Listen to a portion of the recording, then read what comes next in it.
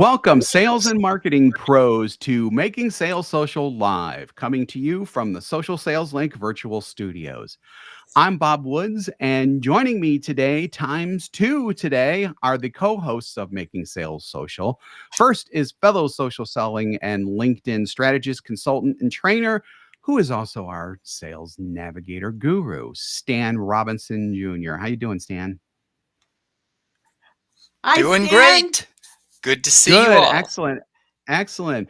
And last but most certainly not least, in the slightest, is the LinkedIn Whisperer and the authority on things related to sales, social selling, and LinkedIn. And we're going to toss AI in there as well because we're all certainly fantastic with AI, if I do say so myself. Bryn Tillman, how you doing?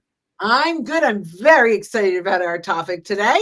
Yeah, today's topic is definitely good. It's something that we don't talk about a lot, but it definitely does deserve some discussion. And what we're talking about is emotional intelligence.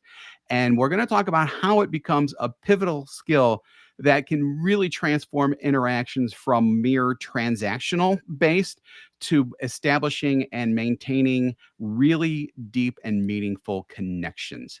So it's about leveraging our understanding of emotions rather, to navigate the nuances of online communication. We can use it to craft messages that resonate on a personal level and build trust, especially nowadays, without the benefit of that direct face-to-face interaction where you're in front of someone personally and it's more like either Zoom or, it may still be on the phone. So as you've probably guessed by now, Bryn is an especially big fan of this. So why are you a big fan? I have a feeling you know what you're going to say, but why are you a fan of it? Well, so there's a few things, right? In today's, especially AI world, which we are huge fans of, we still need to connect human to human.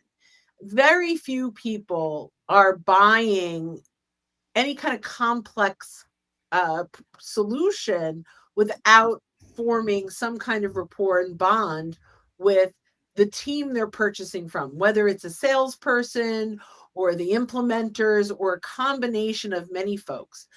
But we need to connect with people in a way that's meaningful to them. So, intelligence, our normal IQ, is how we think, right? How our brain works. I believe emotional intelligence is connecting with how someone else's brain works, connecting with the other person in a way that's relevant to them. So, I was introduced to emotional intelligence from Colleen Stanley. I wouldn't say introduced, I had heard about it, but Colleen Stanley really deeply goes into the empathy on the other side, the connection on the other side, the honoring the other person. And so over the last few years, right, we have as a team, as a company, whether we're explicitly calling it EI, emotional intelligence, or actually just teaching the tactics and strategies from an emotional intelligence perspective, I thought today we would put the label behind the actions.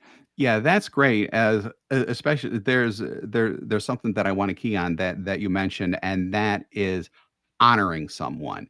When a sales when a sales process is more transactional and you're just looking to get to the close and get the proverbial ink on the contract, you're not honoring the person like you would in this type of situation. And honoring the person obviously comes from respecting their emotions and really trying to find out where they're at emotionally and then helping them out.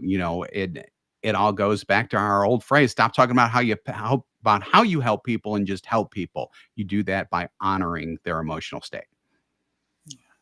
So I love that. And I am putting in a phrase that we talk about all the time, which I am just adding now. If you are watching us live, you will see it. But it's detached from what it's. I see. I just did it fast. So ignore my spelling errors. Detach from what the prospect is worth to you, and attach to what you are worth to the prospect.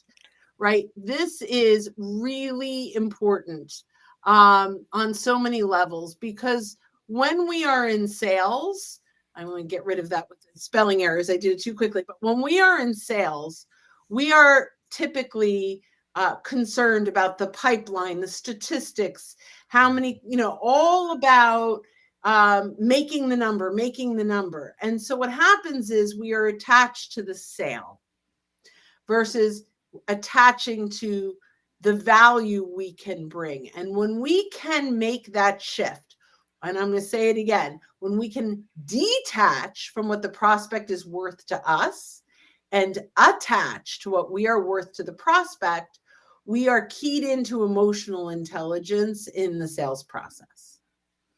So we have 10 practical, categories to talk about when it comes to emotional intelligence in social selling. And most of these, to be quite honest, are going to follow an emotional intelligence in many other places. There are some that are LinkedIn only, but not most. So the first one is self-awareness.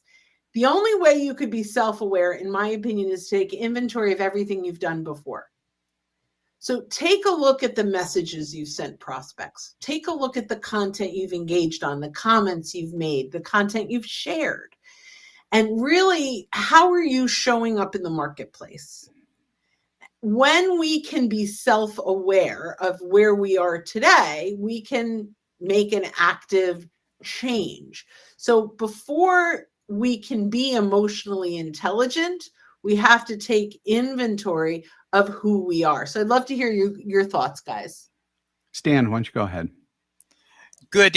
Self-awareness is kind of meta because you have to focus on being self-aware and care about being self-aware in order to do it. And I think part of the challenge is many folks don't care, and therefore they don't make the effort to look at, as Bryn said, what they've been doing, how it's been working or not working. By the way, one tool that's helpful for me, even though painful at times, is reviewing video recordings of myself. Yeah. Nice. Yeah, because the challenge with being self-aware are blind spots. And by definition, blind spots are the things we can't see about ourselves. And video helps with that for me.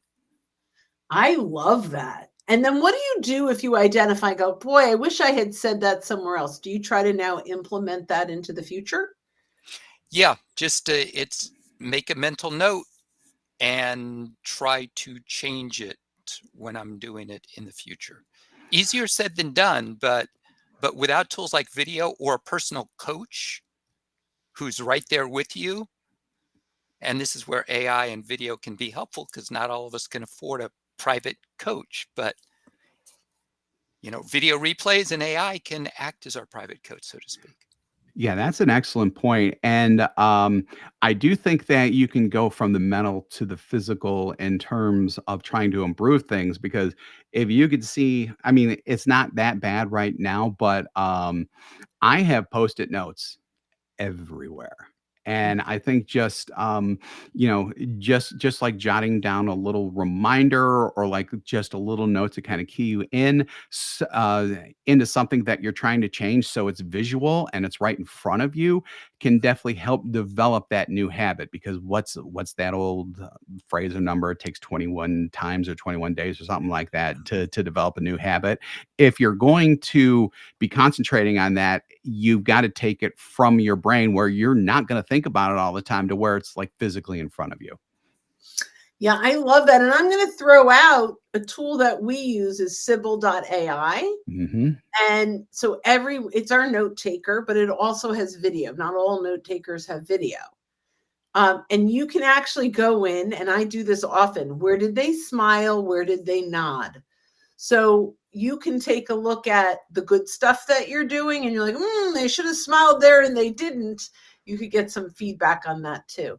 So I think that that's great. And I think self-awareness is absolutely the most important step, because none of your other steps are going to work if you don't understand what you're doing. The last thing on this is, when you are watching your video, step out of yourself and say, if I were in this class, in this meeting, if I were experiencing this, how would I perceive it? So I'm going to share something. In today's meeting, we every Monday morning, we have an all hands on deck meeting for the team. And I was trying to express something that I could not articulate well. It just wasn't coming from my brain to my mouth. And so I have noted down to go back and see where was my disconnect. So this is just even for our team so that I can learn how to communicate better. So I actually wrote that down, not realizing I was going to bring the two of these together because that's not social selling. But I said, you know what? I know that I was trying to explain something that I was not doing a good job of. And I think I was frustrating someone on our team without meaning to. So I need to fix that. And I want to go back and hear, what did I say? Because it made sense in my head. It just didn't make sense when it came out of my mouth. So that's really important. Okay. Number 2, active listening. Who wants to start on this one? Well, I'll mention a couple things in terms of active listening. Now, this is where in person and video really help, because we take cues from nonverbal, what you can see, and responding to that. So, Bryn, you mentioned where are people nodding, where are people smiling, and also just indicating that you have heard what they have said, so that you can both be assured that you're on the same page. And people love affirmation. Folks want to be heard. So I love this. I'm going to yes and that and say they want to be heard based on the content they share on LinkedIn and what they put on their profile. So active listening is, hey, I noticed we both follow Brene Brown, or that you actively listened, even though it's reading. I watched a video that you were, or I noticed this content that you shared, or, oh my gosh, you went to Villanova. I was at the parade when they won not this year, many, many years ago when they won, right? So, but you know, that you look at what you have in common, who you have in common, and that's active listening, the content they're sharing. Even if you look at what's happening in their industry, you may say, well, that's not listening to them, but you are actively listening to probably what matters to them.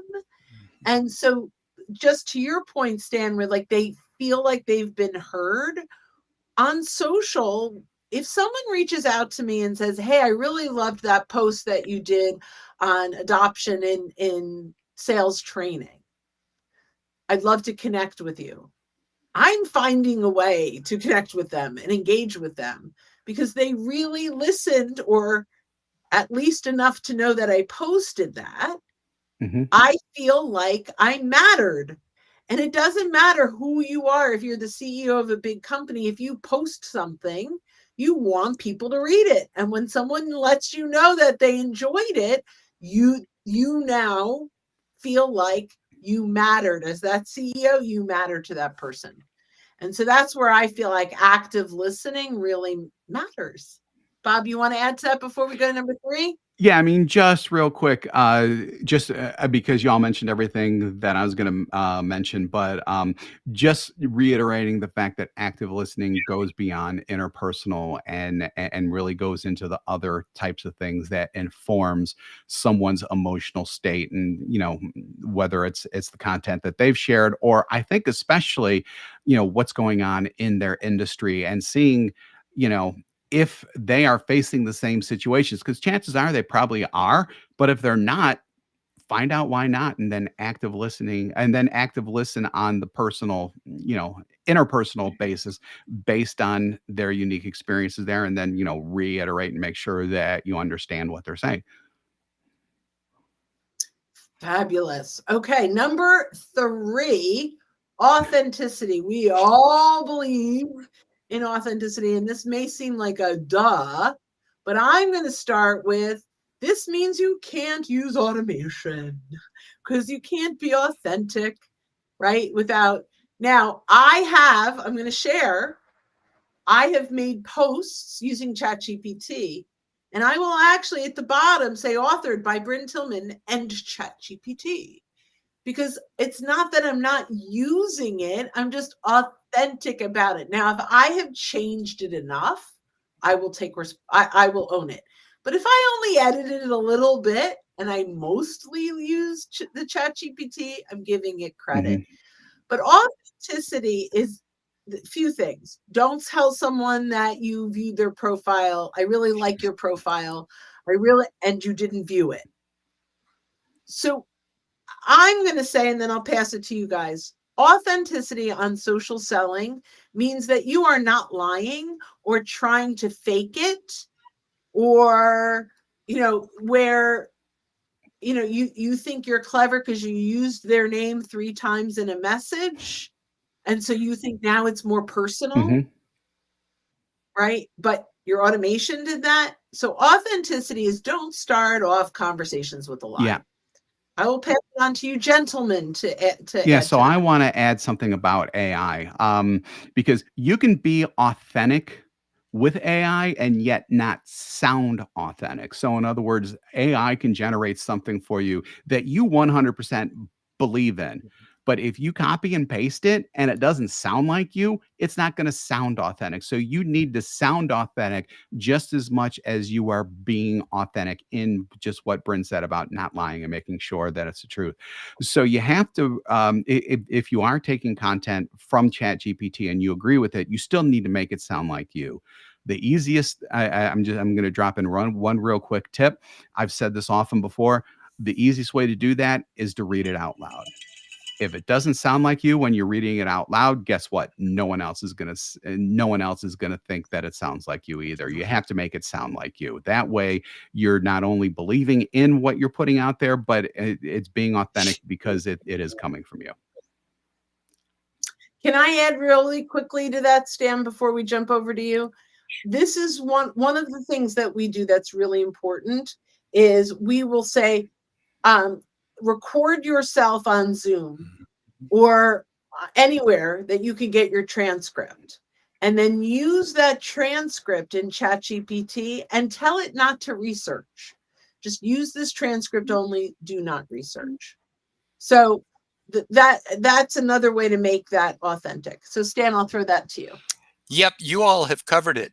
The one thing that I'll yes and with is just to say your voice. Make it your voice. Mhm. And that's why, Yeah. And yep, that's why you reread yeah, everything that ChatGPT reproduces, you convert it into your voice. And that's why, Brendan, as you said, using a Zoom recording that you have made is so powerful. absolutely. I agree so much. And by the way, you can teach ChatGPT your voice. There are steps and stages, and the 3 of us are building out some GPTs to start to teach chat who you are. And some of it is using your transcripts and, and creating a stream of information. And then once you've done that, actually telling it to have, what are the words I need to use so that you understand that the previous 25 articles is in our company voice, is in our voice. And we're working on that GPT, and that'll all be part of fabulous stuff. But do want to let you know that you can teach ChatGPT your voice. We have our buddy Bruce. An indicator of being attached, detached is how I receive no decision from a prospect. Do I view it as their right to say no, or do I default to trying to change their decision? For example, overcoming objections. So this is going back to the detach from what the prospect is worth to you and attach to what you are worth to the prospect. And we could do a whole program on that, and maybe we will, but I'm just going to share for a moment. It's not about them saying no. It's about you adding value until you've earned the right for them to say yes.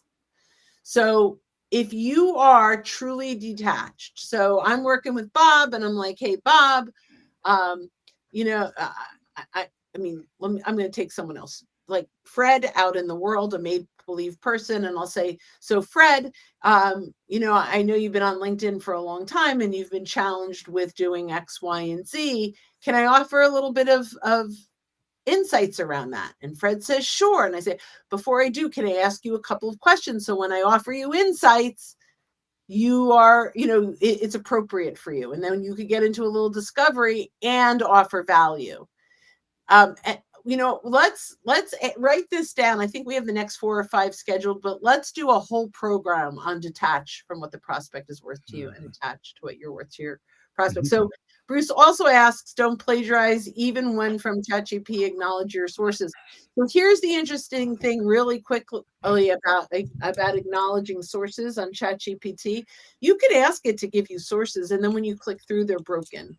So do not assume because ChatGPT gave you the sources that they're accurate, which is really important.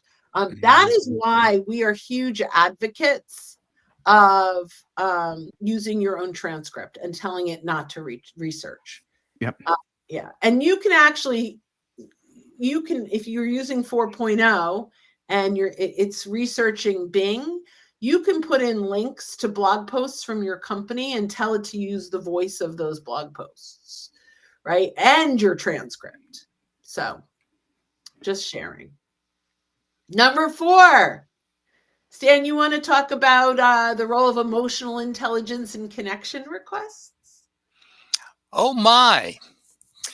Well, when you're reaching out to someone, and I'm assuming you're talking about you're reaching out to them rather than incoming connection Right. requests. Yes. As we actually have, well, that's okay. Our next one we can cover the other way. The other side. Very good. Well, the wonderful thing about LinkedIn is that you can see who you're reaching out to connect with. You can take 2 minutes to look at their profile and come up with at least 2 things that you can use to build rapport and to find out who it is that you're talking to and look for opportunities to connect on an emotional level. Your invitations don't always have to be about business. We're in the middle, for example, of March Madness right now. And if you're about to connect with someone whose team has just made the Sweet 16, that's something to talk about. To at least ask, hey, you know, congratulations. Are you following this? And by the way, you're open to connecting on LinkedIn. So I love what you just said, because ultimately it's about context in what matters to them in a way that matters to them. So I used Villanova as that example from many years ago. But when they won, I was at the parade and I took pictures and sent them to prospects that went to Villanova, pictures from the parade. So Nice. Yeah, that's awesome. Right. So having that connection in what matters to them makes a big difference. What are your thoughts, Bob? Yeah, so just, you can generally get a good idea of what matters to them, not only from their profile, but if they've done any shares, which appear right in their profile, you can look up some of their most recent shares. Maybe you focus the connection request on a specific share that they did and how it resonated with you, because it's obviously important to them. And if it's important to you too, there's a mutual connection potential right there, and then you can echo that in your connection request to them. Apologies. Is my mute working? Yes, it's working. Okay, cool. All right, I love that. Okay, number 5. So I'm gonna connect this to your last question, Stan, which is, if you've accepted someone's connection, they've asked us to connect. How do we start a conversation with them? And a lot of this is asking permission to send content. So one of the things, so in a welcome message, someone connects. My typical message, although if they have a message, I will do my very, very best to customize my welcome message to their message.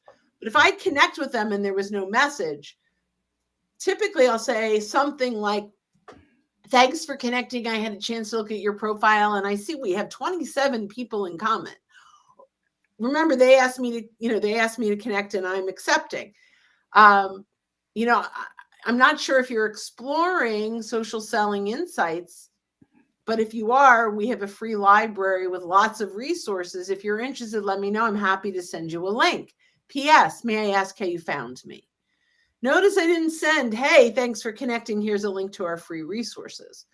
I'm making a small assumption that because they're connecting with me and I don't know who they are and we haven't engaged, that they are interested in LinkedIn and social selling, or they're interested in selling me. Those are the only two things, right? In my, I don't think there's any other reason at this point in LinkedIn anyway. So really kind of take that point very, ask permission across the board before you send any content. And we did a study, Bob, gosh, this is now 4 years ago. Yeah. Probably should do it again. But we sent 100 people content directly and 19 clicked through. And then we sent the same conversation, but we asked permission to send the content. 69 said, yes, please send it. And 58 clicked through. Yep. So we should do it again. We did it with smart links so we could see not only if they clicked through, but who. And because we had 2 different smart links going with the same content. That's a Sales Navigator feature for Advanced and Advanced Plus users. And it was phenomenal. So the bottom line is permission to name drop. You guys want to add to that? Yeah, I mean, just basically, if you don't, just think of it like this: if you don't ask for permission, some people might think it's spam. Just That's think a of it good like point. that. Just think of it. If absolutely nothing else, you don't want to be seen as a spammer. Yep. And we were talking earlier about honoring the other person, and asking for permission is a way to honor them and their time. Yes, and their inbox. That's Excellent great. point. Honor the inbox. I think we need t-shirts. Talk to Susan for me, okay? I certainly will honor the Honor the inbox. All right. Empathetic communication. Now, this could be controversial, and I went back and forth with, do I use the word empathy in communication? And I decided to do it today. And the reason is, or the concept in my head is, have you ever sent a message to someone and they respond never even taking into consideration what you said? All the So time. I am calling that unempathetic. So I have a whole, I think I posted it. It's in an old post I have to go find. But I had an interaction with someone who was selling me, and he never looked at I think it really was automation, and it seemed good enough that I didn't know it was automation, except that there were these responses that were detached from what I said. And at one point I said, I think I gave him my calendar. And at one point there was like, are you interested in scheduling something? And I'm like, please see link above. And then he sent his link. So ultimately what happened is there was no empathy. And I'm not talking about empathy like, oh, I feel for her, but empathy, and maybe it's the wrong word, but the empathy in that I actually am engaging in the conversation. I'm not just running it all. It's not a speech. It's a two-way conversation. And be empathetic that now I'm frustrated. Feel my frustration. That's also, and then even the response when I'm like, I'm so confused, apologize. Even if he had just said, I am so very sorry, I was using automation, I could have forgiven it and then given him a lecture on why not to use automation. But he doubled down. And this happened another time with me, where someone that I interviewed for our podcast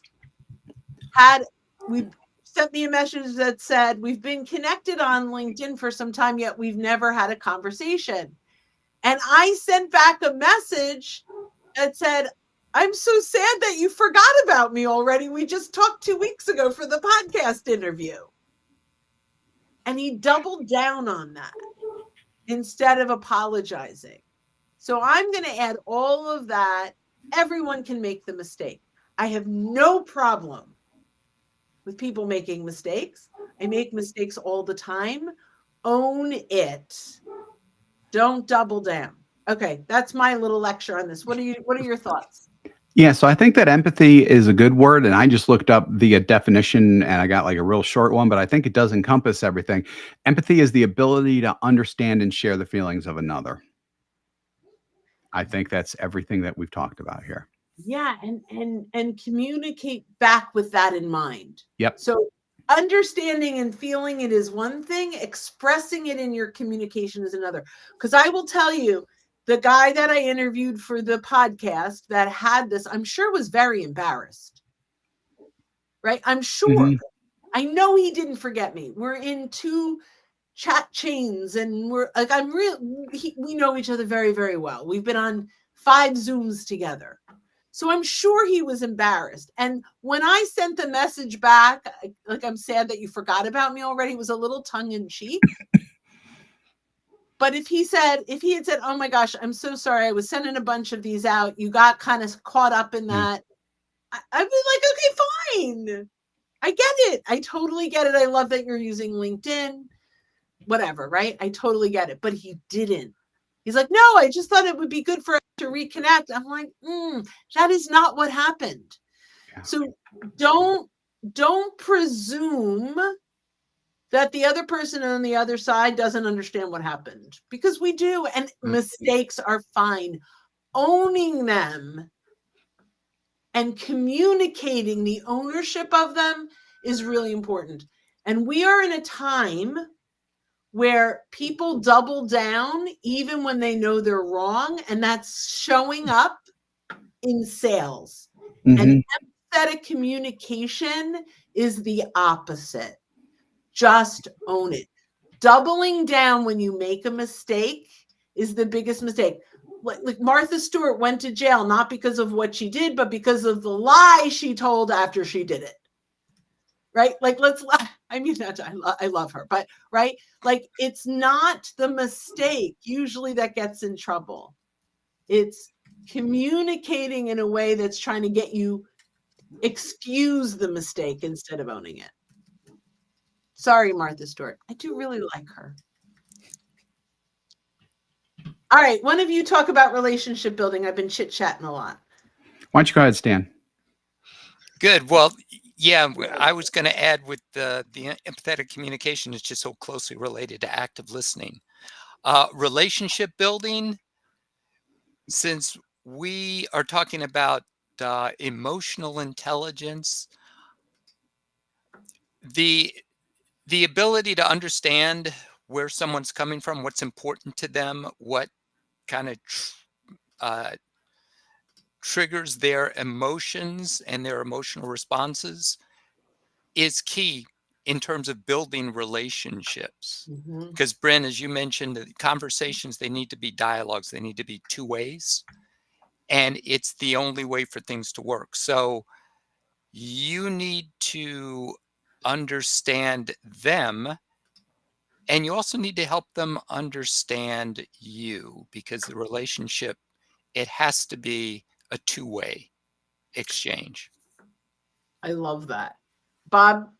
Yeah, so I just think that almost everything that we've discussed kind of culminates in relationship building, because if you don't have everything else, maybe not like down pat necessarily, but at least you have that mindset coming in that you need all these elements to really build an effective relationship that is beneficial to both sides, then you're basically lost. So this is all like kind of building steps to a certain extent. It's ultimately about building relationships. So I'm going to share, because we talk about relationship building all the time. Yes.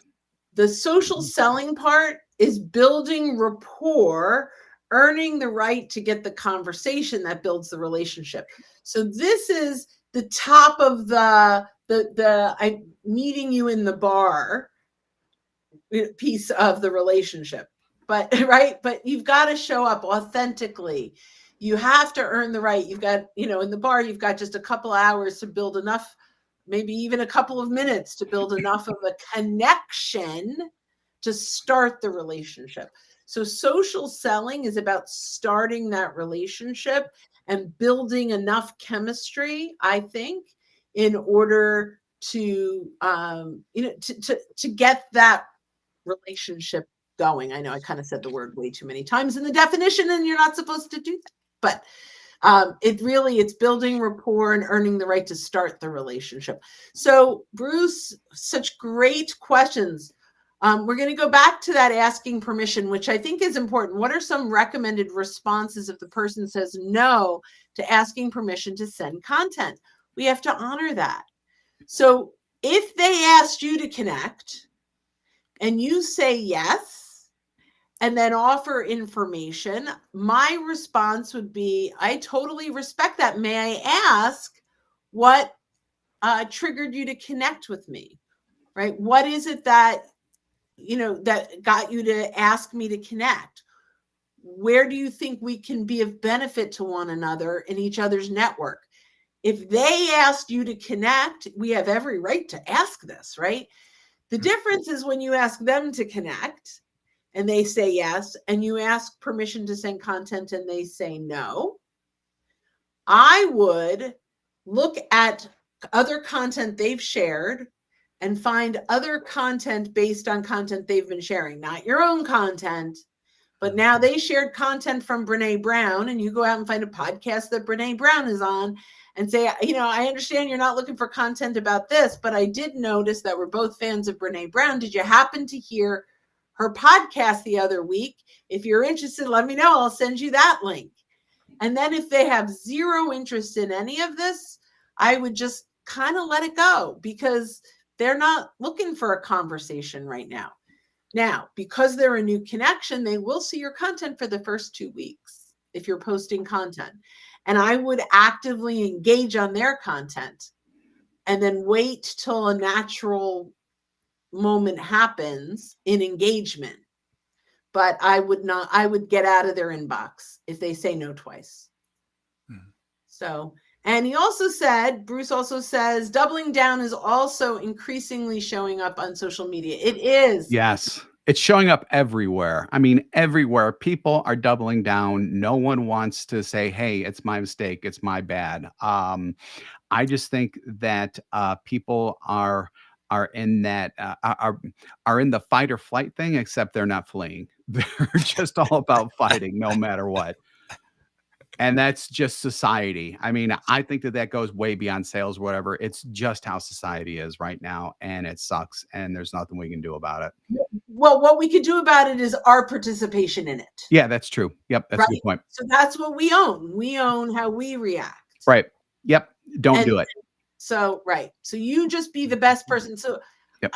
We have lots of mantras in our world, but we're a team of people that really want to do what's right. Spiritual, religious, whether you believe in God or whatever your God is, we are a team of people. All of us, our whole team, is connected to being the best human beings we can be. And those are the kinds of people I like to attract in my world, right? So what we can control is who we surround ourselves with, the conversations, and the emotional intelligence, whether it's intelligent or not, the emotional awareness that we can. You're right, Bob. We cannot control what the whole world is doing, but we can control what we're putting out in the universe. And whether it's social selling or empathy for a teammate who has a sick parent, or like our goal, we're in business to make money. But really our mission is to improve everyone's lives professionally and personally in our world, right? Like that's the relationship building that I think really, really matters. So while there is doubling down in the world, I am doubling down on being good. Like just being good, the best we can be. And I know the souls of the people that we work with. And that's just has to be the mission on social selling and in life for us, and hopefully for you guys too, that it's just about being good and kind and making an impact and making a difference and making money doing it. So that's really important. Okay, number 8. Sorry, I went on my little rant. Responding to feedback. This is hard. That is an art. Yeah. It's hard. I don't know if art is the right word, but you definitely have to take that emotional thing into consideration, because I mean, if someone leaves you a negative comment, I mean, what do you do with it? As what I generally do is just acknowledge what they've said, depending on the context of the comment. So, I mean, this is all really dependent on what they leave. But in general, be empathetic to what it is they're saying. They might, within that negativity, they might actually be saying something that you want to comment on. If that's the case, then reply with the comment on that. But if they're just like, I hate you and I hate blah blah blah and I hate blah blah blah, just reply with thanks with your comment, and then just don't engage. I mean, there are definitely kind of levels. Yeah, that's the word I want. Levels in how to respond to a feedback or a comment based on what they say. But like I said, sometimes within those negative comments, there can be nuggets to where you can have at least a conversation in comments about it, and maybe even turn them around. You never know, but you have to be empathetic to what they're feeling. So I'll tell you an interesting, this is post social selling training, but Jack Hubbard taught me something. We sent surveys out and we got excellent reviews. And I think there were almost everything was strongly agreed, but there were a couple that were not. And I made a comment. I'm like, oh, I really like A+. And he said, I don't. Yeah. I'm like, what do you mean? He goes, I want to know the truth. Yep. We are never perfect. And if they're all A+, then they just like us. That doesn't mean that we got the real answer. And when we get the real answer, that's where the value is, because we can get better next time. And I was like, oh, Jack, you're brilliant, because he is. But, I went from the little kid that wanted an A+, and we got an A, but there was room for improvement. And we are grateful now that the folks told us where that was. Yep.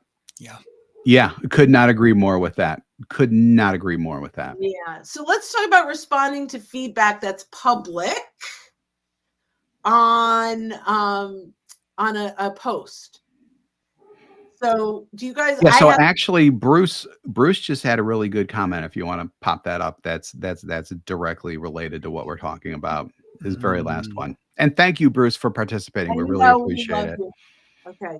Acknowledge the feedback. Additionally, seek added clarity and understanding. I love it. By all means, don't arrogantly double down. Exactly. Yeah. That's the part I like. Everything was good, but the double down part was like the cherry on top of everything else. So I'll tell you, my response is get into the inbox. Publicly, just say thank you for the feedback. I like the word clarify. I don't know that I would have used that, but I will now. I'd love to clarify where we can improve or what could happen. And then I want to have a one-on-one conversation. And ultimately, my goal is to learn. Now, if the goal was just hate speech and I have had things, I mean, I don't know that I'm going to talk about it here, but I have had like anti-Semitic things on posts where someone said something. I will hide that. Something that is just hateful. So that's what Bob's saying about levels. So something that is just hateful, I will hide, because there's no purpose to that. And I have actually reported one because I saw the exact same comment on a lot of people's. So it was a mission to go out there and get a perspective out there. But ultimately, if it's an honest feedback about the content that I shared, my goal is to take it one-on-one. Yeah, So I totally agree with that. Yep, take it offline if you really need to go into depth, because you can't get into nuance, nor do you really want to publicly. And occasionally there's positive feedback, so don't forget to respond to that that's also and say thank easy. you. Yeah. Yeah, but you're right. Make sure you are thanking them. Mhm.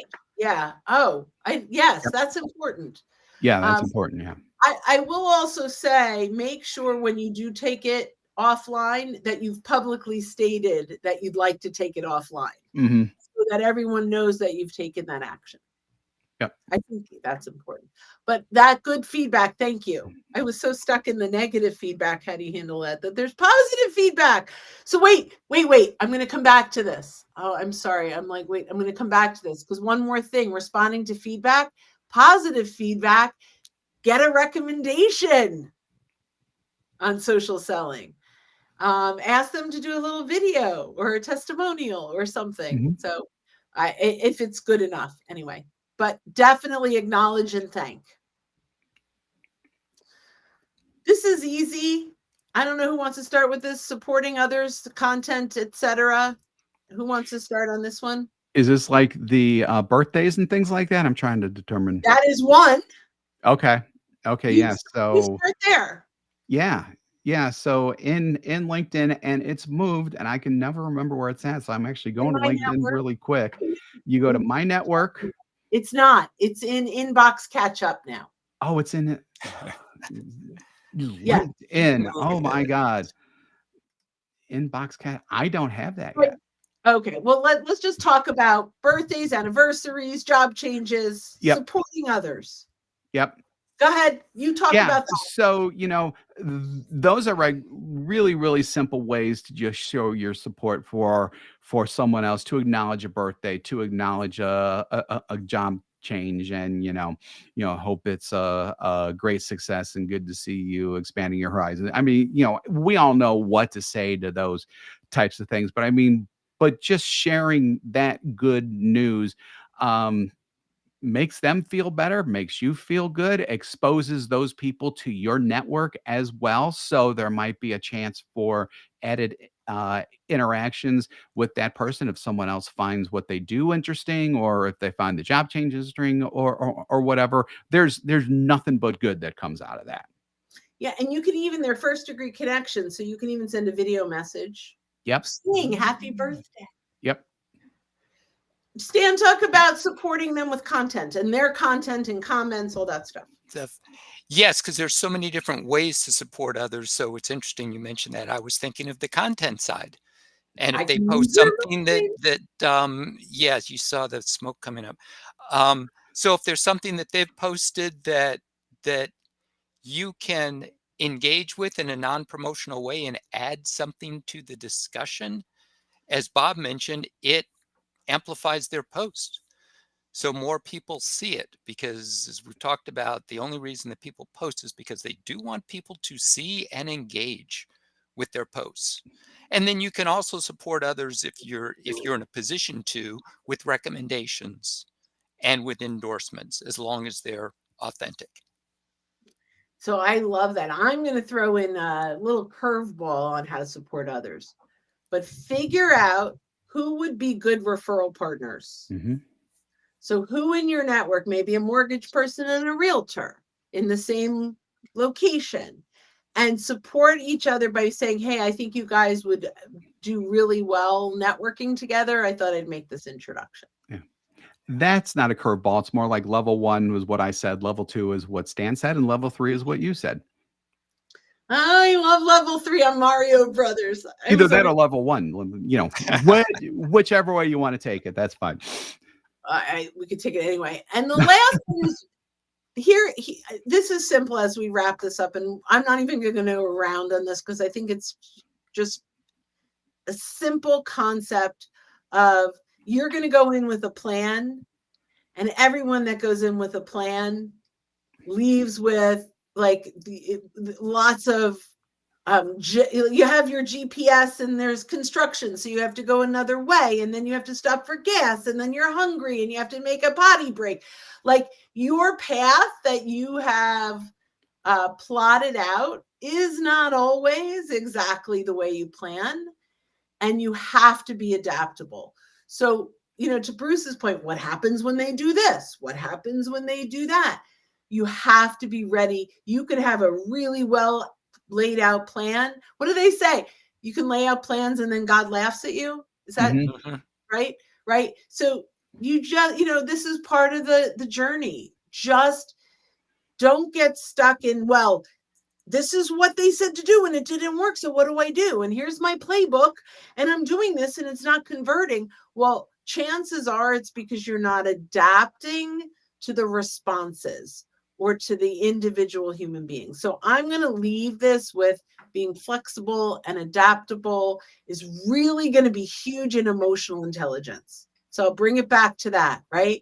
Emotional intelligence is not following your plan, it's following theirs.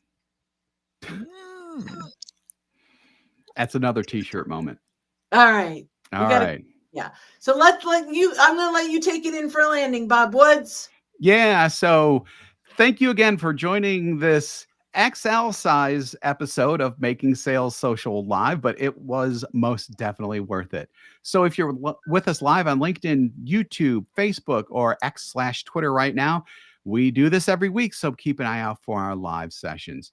If you're listening to us on our podcast and you haven't subscribed already, why not? Go ahead and hit that subscribe or follow button and then ring the bell or whatever it is so that you're alerted when new shows come up and you can discover our previous shows as well. More info on our podcast is available at socialsaleslink.com/podcast. We do 2 shows weekly. We do this one and our Making Sales Social interview series, where we talk with leaders and experts in sales, marketing, business, and lots of different areas, especially AI nowadays. So, and Bryn, I think we're just going to have you say this because 2 people can't talk at once because it gets drowned out. So when you're out and about, be sure to make your sales social. Thanks, everybody. All of us say social. Ready? 1, 2, 3. Social. Okay. We'll get it right. We'll see how that happens. Thanks, everyone. We appreciate it. Have a great day, great week, all that stuff. Bye-bye.